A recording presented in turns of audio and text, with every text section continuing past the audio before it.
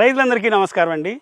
ఈరోజు కోరమండల్లో దొరికే Manvik sprayer 4 stroke sprayer గురించి తెలుసుకుందామండి. ఇది స్టాండర్డ్ ఇంజిన్. ఇందులో వాడిన carburettor rexine adjustable, lance brass fittings with stainless steel. ఇవి ఇందులో ఉన్న ముఖ్య విశేషాలు. 20 లీటర్లు పట్టే chemical tank, 750 ml petrol tank, 100 ml పట్టే 2040 ఇంజిన్ ఆయిల్ ట్యాంకు.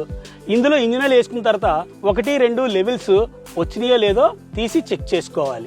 ఇందులో ఇంజిన్ ఆయిల్ వేసుకున్న తర్వాత మనం ఫ్లెమింగ్ బూట్ని 2-3 సార్లు ప్రెస్ చేసి ఈ పసుపు రంగు పైపులోకి పెట్రోల్ వచ్చిందో లేదో క్రాస్ చెక్ చేసుకోవాలి. ఇది చెక్ చేసుకున్న తర్వాత కొంచెం యాక్సిలేటర్ ఇచ్చుకొని మన చోక్ని పైకి ఎత్తుకొని రీస్టార్ట్ కాయిల్తో స్టార్ట్ చేసుకోవాలి.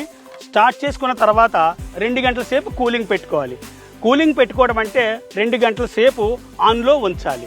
అలా ఆన్లో ఉంచిన తర్వాతే మనం స్ప్రేయింగ్కి వెళ్ళాలి.